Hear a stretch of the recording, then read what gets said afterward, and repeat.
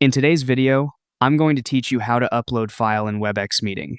Before you begin, make sure you already have the Webex app open and that you're actively inside a meeting. This is important because the file upload option appears within the meeting controls, not from the main home screen. Once you're in the meeting, take a look at the bottom of the window and find the share icon. This is the control that gives you options for presenting or sharing content with other participants. Go ahead and click on that share icon to continue. After the sharing menu opens, look for the file option and click on it. This tells Webex that instead of sharing your screen or a specific application, you want to upload and present a file directly inside the meeting. On the next screen, click Upload. This will open your device's file browser so you can choose the document, presentation, or other supported file you want to share. Once the browser opens, locate the file you want to upload, click on it to select it, and then click Open. After you choose the file, click Next to move forward.